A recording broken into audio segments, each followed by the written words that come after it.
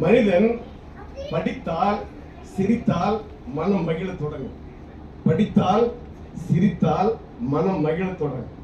புகைத்தால் குடித்தால் உடல் அழிய தொடங்கும். இது என்னுடைய வாசம். படித்தால் சிரித்தால் உண்மையிலே மனம் மகிழ தொடங்கும். புகைத்தால் குடித்தால் உடல் அழிய தொடங்கும். எனக்கு வந்து பாத்தீங்கன்னா இந்த கண்ணை பொறுத்த ஃபர்ஸ்ட் கேமரா அவர் வந்துட்டு சார் எனக்கு கண்ணு தெரியுது சார் ஒருத்தர் சொன்னார். நான் ரொம்ப சந்தோஷப்பட்டேன். கண்ணு தெரியுது சார்.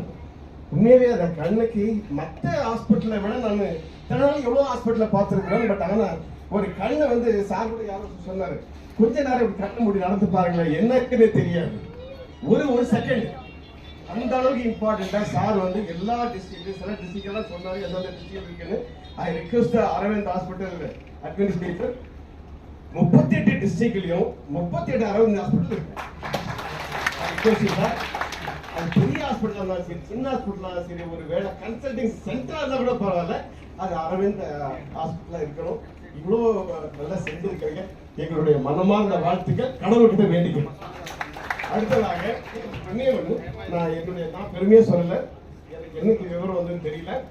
அன்னைக்கு இருந்து இன்னைக்கு வரையில கண்ணு யாருக்கு இல்லையோ, நான் இந்தியா முழுசும் எங்க வேணாலும் அவர் ஷேர் சொல்லலாம், நான் ட்ரெயின் மாதிரி எங்க வேணாலும் போவேன்.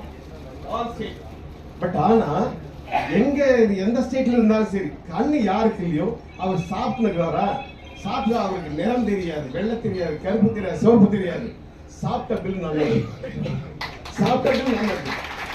அது எந்த ஸ்டேட்டா இருந்தாலும் சரி. அந்த ஒரே ஒரு சொல்லி முடிச்சிடுறேன். ஒரு நாள் வண்டிவே வந்துருக்கிறேன், காரில் போயிருக்கிறேன். ஒரு ஆறு அடிச்சுனே ஒருத்தர் போயிட்டே இருக்கிறாரு. அந்த ஒதுங்க மாட்டாரு. எனக்கு கோபம் அதிகம். சார் சொன்னாரு கோபம் எப்படி உள்ளிருந்து வருது, கோபம் அதிகம். ஓரம் நிறுத்திட்டு ஆறு அடிக்கிற தெரியலையான்னு கேட்கிறேன். அவர் ஒரு வார்த்தை சொன்னாரு, ஐயா எனக்கு கண்ணு தெரியல. ரொம்ப மனசே கஷ்டமா இருக்கு. உடனடியே சாப்பாட்டை எடுத்து அவருக்கு சாப்பாட்டை கொடுக்கலன்னா வாங்கறதுக்கு கூட அவர்கிட்ட எதுவும் இல்லை.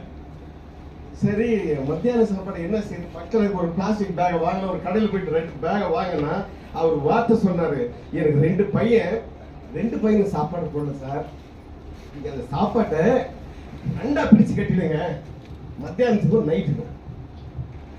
இந்த மாதிரி கண்ணில்லாதவங்களுடைய அவங்களுடைய அவஸ்தை எப்படின்னு பாருங்க.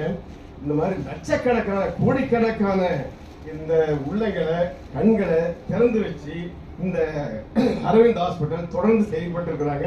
அவர்களுக்கு மனமார்ந்த வாழ்த்துக்கள் தெரிவித்துக் கொண்டு விடைபெறுகிறேன்.